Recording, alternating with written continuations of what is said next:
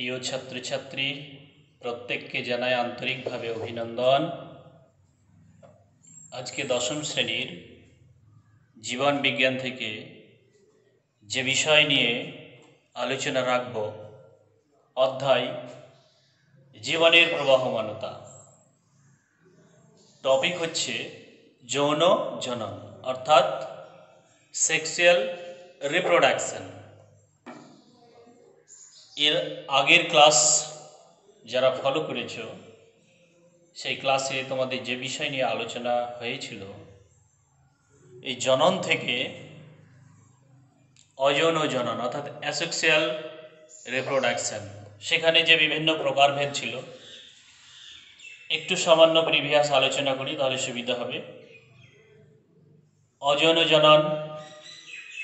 জননের বেশ কিছু প্রকারভেদ ছিল। প্রাকৃতিক অঙ্গজ জনন ছিল, কৃত্রিম অঙ্গজ জনন ছিল।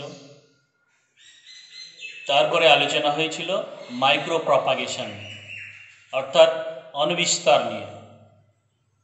আজকে আমরা এই যৌন জননের খুব গুরুত্বপূর্ণ টপিক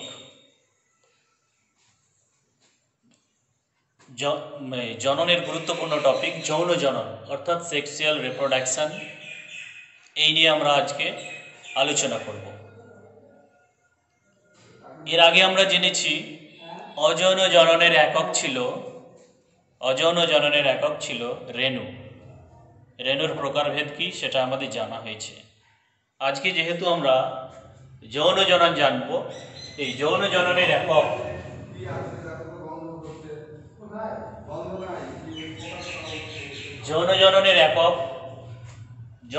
একক হলো গ্যামেট। গ্যামেট মানে যাকে আমরা বলবো জনন কোষ।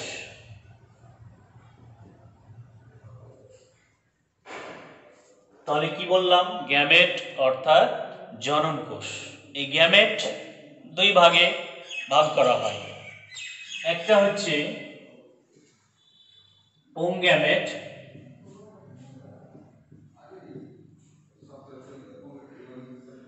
আর একটি হলো স্ত্রী গ্যামেট। পুংগ্যামেট আর একটি হলো স্ত্রী গ্যামেট। এই পুংগ্যামেট আর স্ত্রী গ্যামেট দুটো যখন মিলিত হয়, দুটো মিলিত হয়ে গঠন করবে একটা জাইগট। এই যে জাইগট, এটার নাম হচ্ছে জাইগট। এটাকে আর একটা নাম বলতে পারি আমরা ভ্রূণাণু। জাইগট বা ভ্রূণাণু। তাহলে পুংগ্যামেট, স্ত্রী গ্যামেট। পুংগ্যামেট পুরুষ দেহ থেকে উৎপন্ন হবে আর স্ত্রী গ্যামেট স্ত্রী দেহ থেকে উৎপন্ন হবে।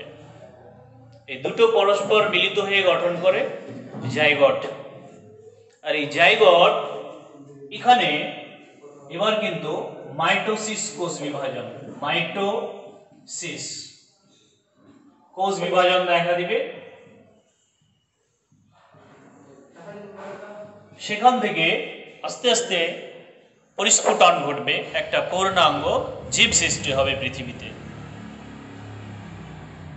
তার মানে এটাকে আমরা পুংগ্যামেট এন, এটাকে এন ধরবো। সেখান থেকে জাইগট যদি হয় তাহলে সেটা হবে কিন্তু 2n অর্থাৎ এন হ্যাপ্লয়েড মিলিত হয়ে গঠন করবে 2n অর্থাৎ ডিপ্লয়েড। এই জাইগটের পরিস্ফুটন ঘটবে, অর্থাৎ এই যে পুংগ্যামেট আর স্ত্রী গ্যামেট মিলিত হচ্ছে, এখানে মিলিত হওয়াটাকে আমরা আবার বলবো নিষেক বলবো। নিষেক, ইংরেজিতে বলা হয় এটাকে ফার্টিলাইজেশন। ফার্টিলাইজেশন অর্থাৎ নিষেক। পুংগ্যামেট এবং স্ত্রী গ্যামেট পৃথক দেহে উৎপন্ন হলো, পরস্পর মিলিত হলো, সেটাকেই আমরা ইংরেজিতে ফার্টিলাইজেশন বা বাংলায় নিষেক বলছি। সেখান থেকে উৎপন্ন হচ্ছে জাইগোট। এই জাইগোটের মধ্যে মাইটোসিস কোষ বিভাজন দেখা দিবে, আস্তে আস্তে সেটা বৃদ্ধি পাবে এবং একটা পূর্ণাঙ্গ জীব সৃষ্টি হবে। উদাহরণ যেমন আমরা মানুষ মায়ের গর্ভে পুংগ্যামেট স্ত্রী গ্যামেট মিলিত হওয়ার পর সেই জাইগোট বৃদ্ধি পায়, জাইগোট অর্থাৎ ভ্রূণাণু, সেখান থেকে আমরা একটা পূর্ণাঙ্গ শিশু, তারপরে ভূমিষ্ঠ অর্থাৎ জন্ম লাভ করেছি। অর্থাৎ আমরা যে যৌন জনন বলছি এখানে, তাহলে যৌন জনন কাকে বলবো? সংজ্ঞা আকারে যদি বলতে চাই তাহলে এখানে আমরা বুঝতে পারলাম এখানে দুটো ভিন্ন জীবদেহের প্রয়োজন হচ্ছে, অর্থাৎ দুটি ভিন্ন জীবদেহে উৎপন্ন ভিন্ন ধর্মী গ্যামেট অর্থাৎ পুংগ্যামেট স্ত্রী গ্যামেট স্থায়ীভাবে মিলিত হবে এবং সেখান থেকে জাইগোট গঠনের মাধ্যমে পূর্ণাঙ্গ জীব সৃষ্টি করবে, তখন সেটাকেই আমরা বলবো যৌন জনন অর্থাৎ সেক্সুয়াল রিপ্রোডাকশন। এখন এবার আমরা আসব এই যৌন জননের প্রকারভেদ। আমরা এর আগে যেমন জেনেছিলাম অযৌন জনন, খণ্ডীভবন, কর্কটগম, পুনরুৎপাদন ইত্যাদি পদ্ধতি, আজকে আমরা জানব এই যৌন জনন কয় রকম ভাবে সম্পন্ন হয়। তো প্রথমেই যৌন জননের প্রকারভেদ, একে দুটি ভাগে ভাগ করা হয়। অর্থাৎ আমরা যদি এখানে লিখি যৌন জনন, এটাকে দুই ভাগে ভাগ করা হচ্ছে। একটা হচ্ছে সংশ্লেষ, যেটাকে কনজুগেশন বলা হয়।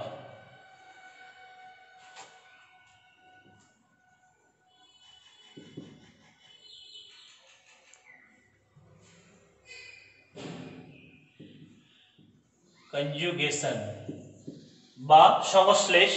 দ্বিতীয় সিনগ্যামি। সিনগ্যামি প্রথমটা বললাম সংশ্লেষ আর দ্বিতীয়টা হচ্ছে সিনগ্যামি। সংশ্লেষ কথার অর্থ হচ্ছে এক্ষেত্রে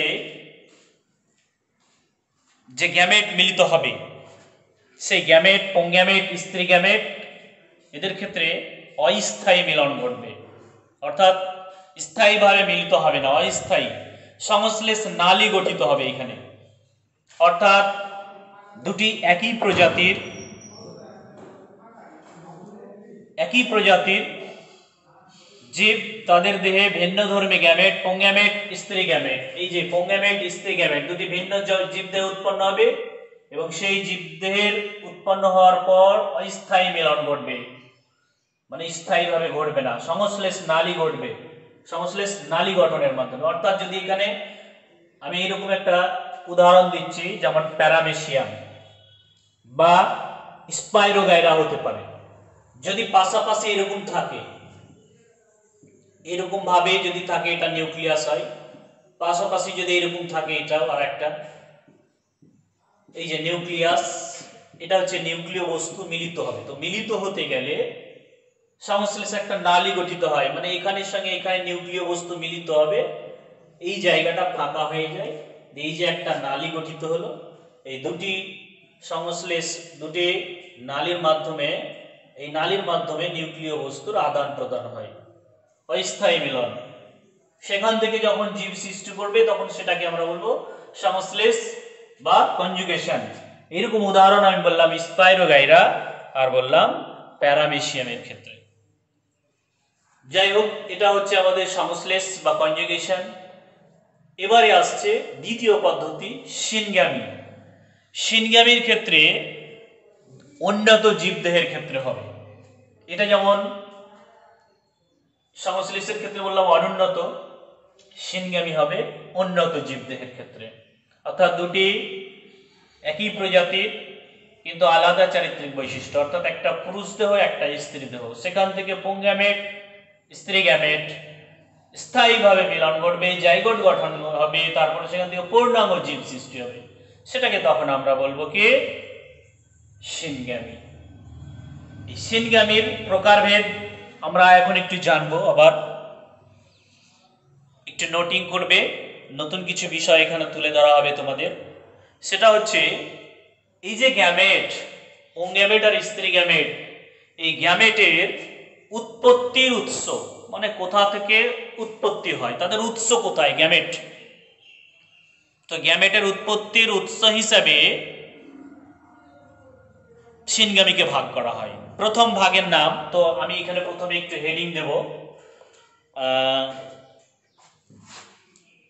তোমরা প্রত্যেকে একটু হেডিং দেবে। মিলিত গ্যামেটের নম্বরে মিলিত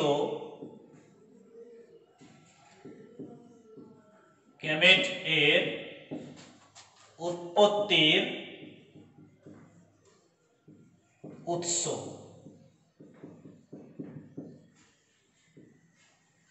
মিলিত গ্যামেটের উৎপত্তির উৎস হিসাবে দুটি ভাগে ভাগ করা হয়। এক নাম্বার, সেটা হচ্ছে স্বনিষেক।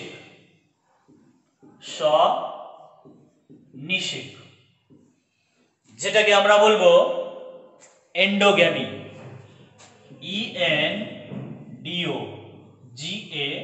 ENDOGAMY, এন্ডোগ্যামি। প্রথম ভাগ লিখলাম আমি স্বনিষেক অর্থাৎ এন্ডোগ্যামি, অর্থাৎ এক্ষেত্রে একই দেহে পুংগ্যামেট এবং স্ত্রী গ্যামেট উৎপন্ন হয়, মিলিত হবে, অর্থাৎ একটা দেহে।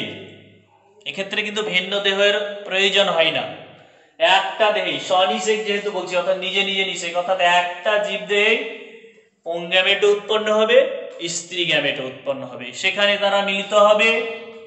মিলিত হওয়ার পর নতুন জীব সৃষ্টি হবে, সেই পদ্ধতিটার নাম হচ্ছে স্বনিষেক। তাহলে এইরকম কোথায় ঘটে আমি একটু বোঝাচ্ছি। যেমন এইরকম যদি একটা ধরি আমরা ফিতে কৃমি, ধরে নিলাম এটা একটা ফিতে কৃমি। তাহলে ফিতে কৃমির দেহ কিন্তু খণ্ড খণ্ড অংশ নিয়ে গঠিত, প্রত্যেকটি পূর্ণাঙ্গ খণ্ড। এটা একটা খণ্ড, এটা একটা, এটা একটা, এটা একটা। প্রতিটি পূর্ণাঙ্গ খণ্ড থেকে উপাঙ্গ তৈরি হয়, অর্থাৎ একটা তৈরি হবে এখানে পুংদেহ আর স্ত্রী দেহ একটা খণ্ডে, অর্থাৎ এই জায়গা থেকে পুরুষ উপাঙ্গ থেকে আর স্ত্রী উপাঙ্গ দুটোই তৈরি হয়। এই জীবদের ক্ষেত্রে পুরুষ উপাঙ্গ থেকে এখানে উৎপন্ন হবে পুংগ্যামেট, আর এখানে হবে স্ত্রী গ্যামেট, দুটো আবার মিলিত হবে, দিয়ে জীব তৈরি করবে জাইগোট গঠনের মাধ্যমে। তখন এই ধরনের নিষেককে আমরা বলবো স্বনিষেক। দ্বিতীয়ত হচ্ছে এবার ইতর নিষেক। 2 নম্বর ইতর নিষেক। ইতর নিষেক বা এটা যদি এন্ডোগ্যামি হয় এটা হবে এক্সোগ্যামি। EXOGAMY, এক্সোগ্যামি। স্বনিষেক আর এটা হচ্ছে ইতর নিষেক। ইতর নিষেক এক্ষেত্রে পুংগ্যামেট এবং স্ত্রী গ্যামেট, এই যে পুংগ্যামেট আর স্ত্রী গ্যামেট পৃথক দেহে উৎপন্ন হবে এবং সেখান থেকে জাইগোট গঠনের মাধ্যমে নতুন অপত্য জীব সৃষ্টি হবে, সেটাকেই তখন আমরা বলবো ইতর নিষেক। তাহলে এই ইতর নিষেক সাধারণত উন্নত জীব যেমন মানুষ, গিনিপিগ, গরু, ছাগল ইত্যাদি প্রাণীর মধ্যে আমরা দেখতে পাই। এই হচ্ছে আমাদের মিলিত গ্যামেটের উৎপত্তির উৎস হিসাবে স্বনিষেক, ইতর নিষেক। উদাহরণ দিয়ে বোঝালাম। এবারে আমরা আসব এই যে গ্যামেট মিলিত হচ্ছে, এদের আকার, আকৃতি, আয়তনের উপরে ভিত্তি করে কত ভাগে ভাগ করব আমরা। তাহলে এবার মিলিত গ্যামেটের পরের পয়েন্ট, প্রত্যেকে পরের পয়েন্ট করবে। মিলিত গ্যামেটের আয়তন, আকার ও আয়তন, এর উপরে ভিত্তি করে কয় ভাগে ভাগ করা হয় সিনগ্যামিকে। এক্ষেত্রে মূলত বা প্রধানত 3টি ভাগ, এছাড়াও আরো আছে, আমি প্রত্যেকটা দেখাবো বোর্ডে। প্রথম ভাগটার নাম হচ্ছে আমাদের আইসোগ্যামি। 1 নাম্বার আইসোগ্যামি, অর্থাৎ আইসোগ্যামি কথার অর্থ হলো যে এই যে পুংগ্যামেট আর স্ত্রী গ্যামেট মিলিত হচ্ছে, দিয়ে জাইগোট গঠন করছে। তো পুংগ্যামেট আর স্ত্রী গ্যামেটের এখানে একটা নির্দিষ্ট আকার, আকৃতি বা আয়তন আছে। তো যখন কোনো পুংগ্যামেট, তাহলে আমরা যদি এখানে লিখি পুংগ্যামেট আর এখানে লিখি আমরা স্ত্রী গ্যামেট, এটা মিলিত হওয়ার চিহ্ন দিলাম, ক্রস চিহ্ন। তাহলে পুংগ্যামেট এর আয়তন বা আকৃতি যদি এরকম গোলাকার হয়, তাহলে স্ত্রী গ্যামেটেরও আকৃতি এরকম গোলাকার হবে এবং আয়তনটাও ঠিক ততটাই হবে। এটা যতটা গোলাকার হবে স্ত্রী গ্যামেটটাও ততটাই গোলাকার, অর্থাৎ আয়তনে দুটোই একই হবে এবং দুটি কিন্তু সচল হবে, অর্থাৎ এখানে আমরা লিখতে পারি সচল, দুটি সচল, মানে দুটি গ্যামেটই, এখানে পুংগ্যামেট আর স্ত্রী গ্যামেট দুটি গ্যামেটই সচল প্রকৃতির হবে। তারা যখন মিলিত হবে তখন এই ধরনের আমরা মিলিত হওয়ার পদ্ধতিকে বলবো আইসোগ্যামি।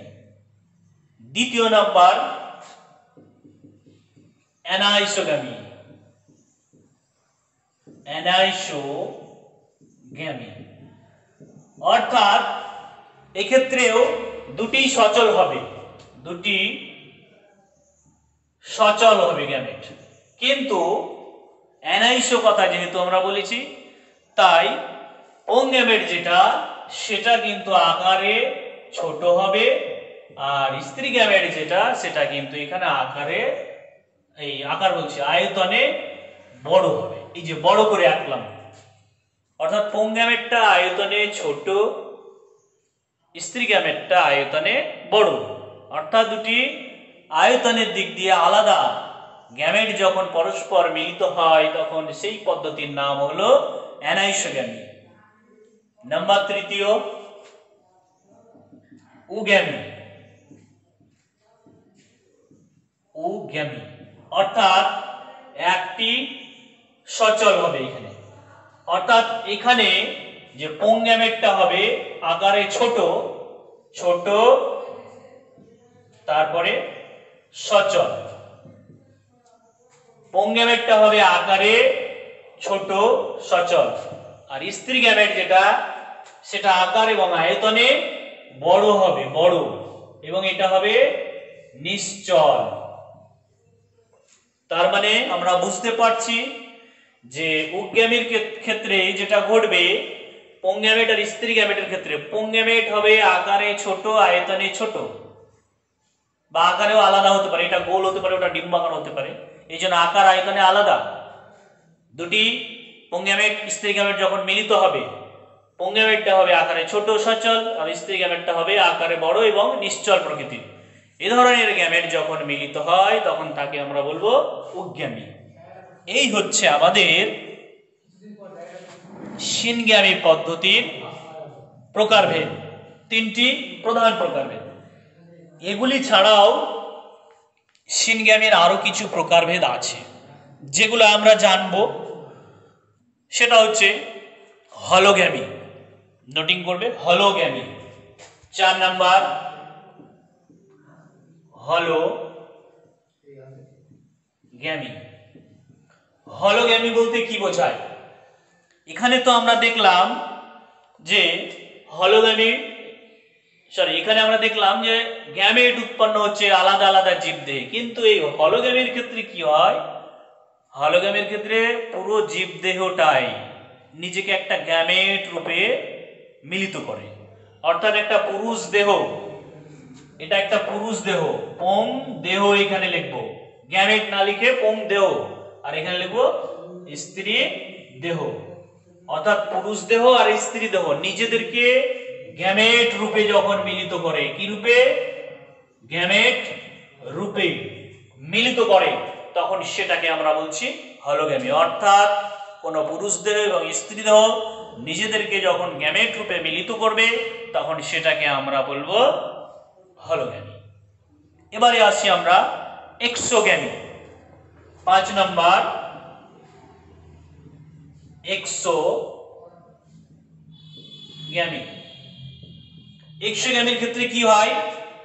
পৃথক দুটি দেহ থেকে দুটি ভিন্ন গ্যামেট উৎপন্ন হবে, অর্থাৎ এক্সোগ্যামিটা অনেকটা ওই যে আমরা যে সিনগ্যামি আমরা বোঝালাম একটু আগেই, অর্থাৎ আলাদা আলাদা পুরুষ দেহ থেকে পুংগ্যামেট, স্ত্রী দেহ থেকে স্ত্রী গ্যামেট আলাদা দেহে উৎপন্ন হচ্ছে, তারপরে বাইরে এসে তারপর তারা মিলিত হচ্ছে, তার জন্য এটাকে আমরা বলবো এক্সোগ্যামি। পরবর্তীতে আসবো আমরা অটোগ্যামি। 6 নম্বর অটোগ্যামি।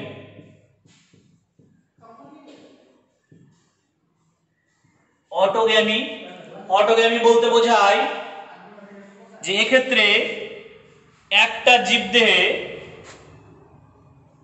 এটা একটা জীবদেহ, এক্ষেত্রে একটা নিউক্লিয়াস ছিল, তো এই নিউক্লিয়াস অনেক ক্ষেত্রে কি হয়,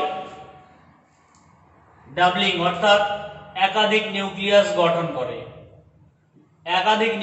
গঠন করে এবং তারা পরস্পর মিলিত হয়, সেখান থেকে নতুন অপত্য জীব সৃষ্টি করে। অর্থাৎ একই জীবদেহে নিউক্লিয়াস সংখ্যা বৃদ্ধি করে মিলিত করে নতুন জীব সৃষ্টি করে, তার জন্য এটাকে আমরা বলবো অটোগ্যামি। এরপরে পিডোগ্যামি। 7 নম্বর হচ্ছে পিডোগ্যামি। পিডোগ্যামির ক্ষেত্রে যেটা ঘটবে, অর্থাৎ পুরুষ দেহ হোক বা স্ত্রী দেহ, তারা যখন পরিণত অবস্থায় আসবে, তারপর মিলিত হবে, সেখান থেকে নতুন জীব সৃষ্টি হবে, তখন সেটাকে আমরা বলবো পিডোগ্যামি। তার মানে আমরা এখানে সিনগ্যামির বেশ কয়েকটা প্রকারভেদ জানলাম, আইসোগ্যামি থেকে শুরু করে একেবারে পিডোগ্যামি। এগুলো হচ্ছে এক একটা পদ্ধতি। এই পদ্ধতির মাধ্যমে জীবদেহ, অর্থাৎ বিপরীত প্রজাতির জীবদেহ পরস্পরের সঙ্গে মিলিত হয় এবং আমাদের এই প্রকৃতিতে নতুন নতুন জীব সৃষ্টি করে। এই হচ্ছে আমাদের সেক্সুয়াল রিপ্রোডাকশন বা যৌন জনন। এখন আমরা আসব যে বিষয়ে, সেটা হচ্ছে এই যে যৌন জনন, এই যৌন জননের সুবিধা কি?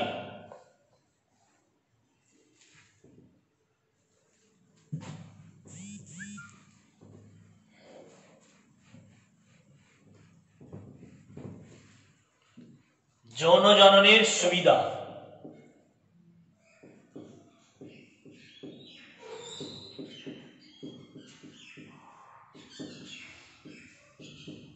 প্রথমে সুবিধা জেনে নেব, তারপরে অসুবিধা। সুবিধাগুলো লেখার সময় আমরা পয়েন্ট আউট করে লিখব, তাহলে সুবিধা হবে। 1 নম্বরে লিখব ভেদ বা প্রকরণ। ভেদ বা প্রকরণ, অর্থাৎ যৌন জনন সম্পন্ন হয় জীবদেহে বলে ভেদ বা প্রকরণ দেখা দেয়। অর্থাৎ এই যে এখানে আমি বলেছি পুরুষ দেহে পুংগ্যামেট, স্ত্রী দেহে স্ত্রী গ্যামেট, তার মানে পুরুষ দেহের বৈশিষ্ট্য আলাদা, স্ত্রী দেহের বৈশিষ্ট্য আলাদা। এখানে যখন মিলিত হয়ে জাইগোট উৎপন্ন করে, তখন স্বাভাবিকভাবেই যে নতুন অপত্য জীবটা গঠন হয়, তার মধ্যে নতুন কিছু বৈশিষ্ট্য দেখা দেয়, আর সেটাকেই আমরা বলছি ভেদ বা প্রকরণ। যৌন জনন হয় বলেই কিন্তু ভেদ বা প্রকরণ দেখা দেয়। দ্বিতীয় নাম্বার হচ্ছে অভিযোজন। 2 নম্বর অভিযোজন। অভিযোজন অর্থাৎ নতুন নতুন প্রকরণ বা ভেদ যখন দেখা দেয়, এই যে আমাদের পরিবর্তনশীল পরিবেশ, এই পরিবর্তনশীল পরিবেশে তাই তারা নিজেদেরকে মানিয়ে নিতে পারে বলেই আজকে পৃথিবীতে প্রত্যেকটা জীব নিজেকে টিকিয়ে রাখতে পেরেছে। যদি আজকে ভেদ বা প্রকরণ না দেখা দিত, তাহলে অভিযোজন সম্ভব হতো না, অর্থাৎ পরিবেশে মানিয়ে নিতে পারতো না, অ্যাডাপ্টেশন খাওয়াতে পারতো না। নাম্বার 3 অভিব্যক্তি। অভিব্যক্তি অর্থাৎ কালক্রমে এখানে যদি একটা জীব, তার মধ্য থেকে আবার নতুন অপত্য জীব, সেই থেকে আবার যদি নতুন অপত্য জীব, এইভাবে একটা জেনারেশন থেকে আর একটা জেনারেশন যদি আসে, তাহলে নতুন নতুন কিছু বৈশিষ্ট্য সঞ্চারিত হতে থাকে। এই জীব থেকে এই জীব, আবার এই জীব থেকে এই জীব, আবার পরবর্তী জেনারেশন আসবে। এইভাবে একটু একটু করে যখন নতুন কিছু বৈশিষ্ট্য সঞ্চারিত হবে, তখন দেখা যাবে বেশ কয়েকটা জেনারেশন পর এই জীবটা থেকে এই জীবে সাদৃশ্য অপেক্ষা বৈসাদৃশ্য বেশি দেখা যাবে, অর্থাৎ পার্থক্যটাই বেশি করে দেখা যাবে। তখন এই জীবটাকে আমরা বলবো নতুন একটা জীব, অর্থাৎ সরলতম জীব থেকে জটিলতর জীব সৃষ্টি হয়। এটাকেই আমরা বলছি অভিব্যক্তি। তো এটা যৌন জননের মাধ্যমেই সম্পন্ন হয়। এই হচ্ছে আমাদের যৌন জননের সুবিধা। এবারে আমরা জানব যৌন জননের অসুবিধা। অসুবিধা এখনই আমরা জানব যৌন জননের অসুবিধা। অসুবিধায় আমরা প্রথমেই বলবো 1 নাম্বার যে যৌন জনন সম্পন্ন হতে আমরা দেখছি যে দুটি বিপরীত লিঙ্গের জীবের প্রয়োজন হয়, অর্থাৎ একটা পুরুষ দেহ একটা স্ত্রী দেহ, পুংগ্যামেট স্ত্রী গ্যামেট উৎপন্ন করবে। তাই অনেক ক্ষেত্রে এই যৌন জননের ক্ষেত্রে একটু অসুবিধা হয়, মানে যেটা অসুবিধা যৌন জননের সেটা হচ্ছে যে দুটি বিপরীত লিঙ্গের জীব পাওয়া মুশকিল হয়, অর্থাৎ এটা হচ্ছে অসুবিধা। 2 নাম্বার নিষেক ঘটা, অর্থাৎ 2 নম্বরে আমরা লিখব একটা পুরুষ দেহ একটা স্ত্রী দেহ পরস্পর মিলিত হওয়া, এটাকে আমরা বলি নিষেক বা ফার্টিলাইজেশন। তো এই যে নিষেক ঘটা, এই নিষেক ঘটাটাও কিন্তু খুব একটা সুবিধাজনক ব্যাপার নয়, এটা হচ্ছে যৌন জননের অসুবিধা। 3 নম্বর গ্যামেটের অপচয়, অর্থাৎ পুরুষ দেহ থেকে যখন পুংগ্যামেট আর স্ত্রী দেহ থেকে স্ত্রী গ্যামেট উৎপন্ন হয় তখন কিন্তু নিষেক ঘটার সময় অনেক সময় অপচয় হয়। এই হচ্ছে আমাদের যৌন জননের অসুবিধা। এর আগে আমরা জানলাম যৌন জননের সুবিধা, তাহলে সুবিধা জানা হলো, অসুবিধা জানা হলো। এবারে আমরা জানব এই যৌন জনন আর অযৌন জননের মধ্যে কিছু পার্থক্য।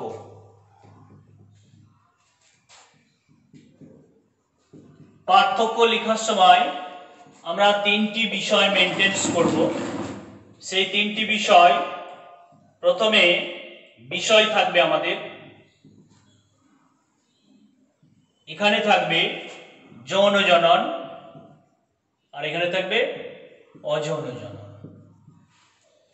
আমরা যে বিষয়গুলো দিয়ে পার্থক্য তুলে ধরবো, এর আগে যেহেতু আমাদের যৌন জনন অযৌন জনন মানে এর আগের ক্লাসে অযৌন জনন আমরা জেনেছি, আজকে জানলাম যৌন জনন, তাহলে নিশ্চয়ই আমরা এবার পার্থক্য করতে পারবো।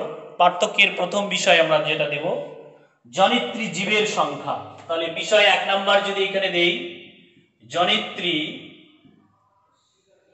জনিত্রী জীবের সংখ্যা,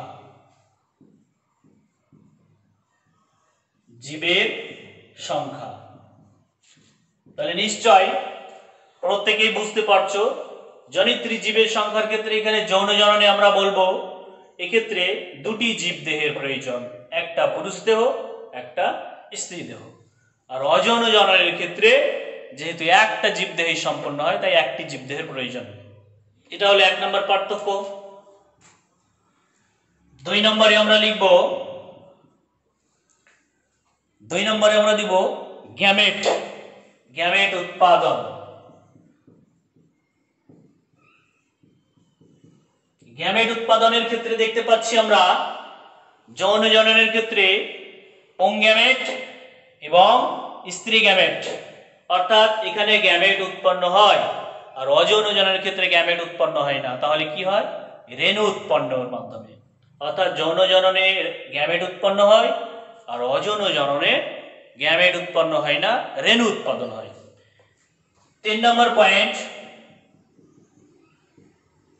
পয়েন্ট হচ্ছে আমাদের কোষ বিভাজন, অর্থাৎ 2 ধরনের কোষ বিভাজন ঘটে, একটা মাইটোসিস আর একটা মিওসিস। তাহলে এখানে আমরা লিখব মাইটোসিস আর আরেকটা মিওসিস। অর্থাৎ এই যে যৌন জনন, এই যৌন জননের ক্ষেত্রে মিওসিস কোষ বিভাজন এবং মাইটোসিস কোষ বিভাজন 2 ধরনেরই কোষ বিভাজন দেখা দেয়। কিভাবে? যখন কোন ডিম্বাণু মাতৃকোষ বা শুক্রাণু মাতৃকোষ থাকবে, মাতৃকোষ বললাম, তাহলে সেই মাতৃকোষের ক্ষেত্রে বিভাজন যখন হবে তখন ডিম্বাণু মাতৃকোষ থেকে ডিম্বাণু তৈরি হবে অনেক, আবার যদি শুক্রাণু মাতৃকোষ হয় তাহলে অনেকগুলি শুক্রাণু মাতৃকোষ তৈরি হবে। সেক্ষেত্রে মিওসিস কোষ অর্থাৎ ক্রোমোজোমের হ্রাস ঘটাতে হবে, সেক্ষেত্রে মিওসিস কোষ বিভাজন ঘটবে। আর এই পুংগ্যামেট আর স্ত্রী গ্যামেট যখন মিলিত হয়ে জাইগোট উৎপন্ন হয়, সেই জাইগোটের মধ্যে অনেক কোষ বিভাজনের মাধ্যমে সেখান থেকে মরুলা, ব্লাস্টুলা, গ্যাস্ট্রুলা এরকম ধাপ অতিবাহিত করে একটা পূর্ণাঙ্গ জীব তৈরি হয়।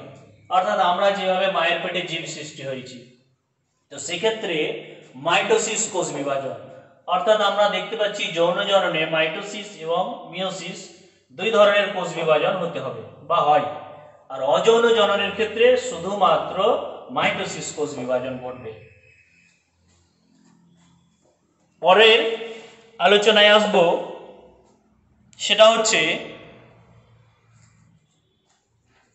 এই যে আমরা জননের প্রকারভেদ হিসাবে যৌন জনন এবং অযৌন জনন, অযৌন জননের বিভিন্ন প্রকারভেদ, যৌন জননের প্রকারভেদ, আইসোগ্যামি, অ্যানাইসোগ্যামি ইত্যাদি শিখলাম।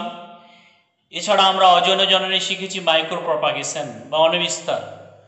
এগুলি ছাড়াও এই জনন মানে জীব সৃষ্টি করা আরও একটা জীবদেহের মধ্যে কৌশল দেখা যায়। আরও একটা কৌশলের মাধ্যমে কিছু কিছু জীব সে তার জনন কাজ সম্পন্ন করে, সেটা সংক্ষেপেই বলছি আমি। সেটার নাম হচ্ছে, আরও একটা পদ্ধতি জননের, তার নাম অপুংজনি।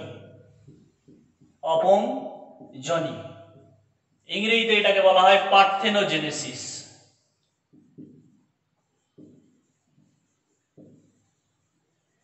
পার্থেনোজেনেসিস বিষয়টা খুব গুরুত্বপূর্ণ, ছোট হলেও। মানে এটা হচ্ছে জীবের একটা কৌশল পৃথিবীতে নতুন জীব সৃষ্টি করা। অর্থাৎ যৌন জনন অযৌন জননে তো আমরা শিখেছি পুংগ্যামেট স্ত্রী গ্যামেট উৎপন্ন হবে যৌন জননে, আর অযৌন জননে একটা জীবদেহ খণ্ডিত অংশ সেখান থেকে তৈরি হবে। তাহলে অপুংজনি আবার কি ধরনের পদ্ধতি? অর্থাৎ এক্ষেত্রে যে ঘটনাটা ঘটে সেটা হচ্ছে যে যে গ্যামেট, পুংগ্যামেট স্ত্রী গ্যামেট মিলিত হয়, আর এক্ষেত্রে কিন্তু মিলিত হয় না। মিলিত হওয়ার আগে, অর্থাৎ অনিষিক্ত ডিম্বাণু, অর্থাৎ একটা ডিম্বাণু তার মধ্যে যখন শুক্রাণু আসে মিলিত হয়, তখন সেটা যে ডিম্বাণু সেটাকে আমরা বলবো নিষিক্ত ডিম্বাণু, মানে ফার্টিলাইজেশন ঘটলো। কিন্তু তার আগেই এই অপুংজনির ক্ষেত্রে কি ঘটবে? অনিষিক্ত ডিম্বাণু থেকে জীব সৃষ্টি হওয়ার পদ্ধতিটাকেই আমরা বলবো কি?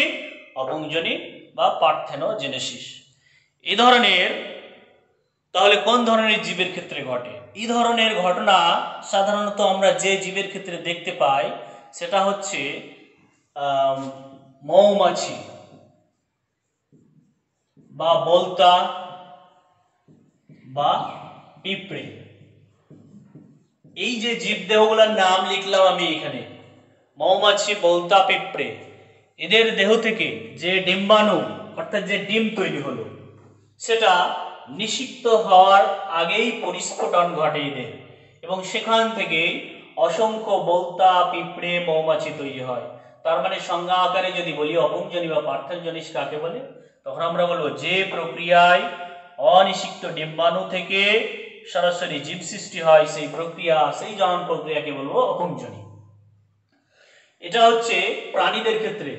আমরা এই প্রক্রিয়া কাজে লাগিয়ে দেখতে পাচ্ছি বর্তমান পরিস্থিতিতে আমাদের সুবিধার জন্য একে কাজে লাগিয়েছি মানুষ্য জগৎ। অর্থাৎ উদ্ভিদ দেহের ক্ষেত্রে আমরা ফুলের যে 4টি অংশ তার মধ্যে একটি অংশ এই যে এখানে আমি দেখাচ্ছি, এটা হচ্ছে গর্ভাশয়। এখানে থাকে ডিম্বক, ডিম্বকের মধ্যে থাকবে ডিম্বাণু। এই পুরোটার নাম হচ্ছে ডিম্বাশয়। এই পুরোটা গর্ভাশয়, গর্ভাশয়ের মানে গর্ভকেশের চক্র, আর এর এই জায়গাটাকে আমরা বলবো গর্ভাশয়, গর্ভাশয় বা ডিম্বাশয়। এই গর্ভাশয় বা ডিম্বাশয় যখন পরিণত হয় যে কোনো উদ্ভিদের ফুলের ক্ষেত্রে, তখন সেই গর্ভাশয় পরিণত হয়, যখন পরিণত ও পরিপক্ক, তখন গঠিত হবে একটা ফল। আবারও বলছি, একটা ডিম্বাশয় বা গর্ভাশয় যখন পরিণত পরিপক্ক হয় তখন গঠন হয় একটা ফল, আর এই ফলের মধ্যে থাকে আমরা দেখেছি বীজ। অর্থাৎ এই যে ডিম্বক, এই ডিম্বক যখন পরিণত পরিপক্ক হয় তখন সেখান থেকে তৈরি হয় বীজ, অর্থাৎ ফলের মধ্যে থাকবে বীজ, এটাই স্বাভাবিক। কিন্তু আমরা বর্তমানে যে ফলগুলা খাই, যেমন কমলা লেবু বা আঙ্গুর বা কলা ইত্যাদি, সেই ফলের ক্ষেত্রে দেখতে পাচ্ছি আমরা বীজহীন ফল, বীজহীন ফল। এই বীজহীন ফল সৃষ্টি করার পদ্ধতির নাম হচ্ছে পার্থেনোকার্পিক, পার্থেনোকার্পিক ফল, পার্থেনোকার্পিক ফল। অর্থাৎ একটা ফুলের ক্ষেত্রে গর্ভাশয় স্বাভাবিকভাবে পরিণত হবে, ফল গঠন হবে, আর ডিম্বক স্বাভাবিকভাবে পরিণত হবে, পরিপক্ক হবে, বীজ গঠন হবে, এটাই হচ্ছে স্বাভাবিক নিয়ম। কিন্তু কখনো কখনো আমরা আমাদের মানে খাওয়াতে সুস্বাদু ইত্যাদির জন্য এখানে কিছু হরমোন প্রয়োগ করা হয়, কিছু উদ্ভিদ হরমোন আছে, কৃত্রিম অক্সিন বা আরো এই ধরনের, যার ফলে এই ডিম্বাশয় এবং ডিম্বককে পরিণত হতে দেওয়ার আগেই, ডিম্বাশয় পরিণত হয় এবার ডিম্বক হবে, কিন্তু ডিম্বককে পরিণত হতে দেওয়ার আগেই এই অপুঞ্জনী পদ্ধতিতে একটা পরিণত ফল গঠন করা হয়, তখন সেই ফলের মধ্যে আর বীজ থাকে না। তো এই ধরনের ফলকে আমরা বলবো পার্থেনোকার্পিক ফল। এই হচ্ছে আমাদের আজকের আলোচনার বিষয়, সম্পূর্ণ জনন বিষয় নিয়ে আলোচনা হলো। পরবর্তী ক্লাস আবার দেওয়া হবে। আজকে এই পর্যন্ত। Thank you everybody for watching this class. প্রত্যেকে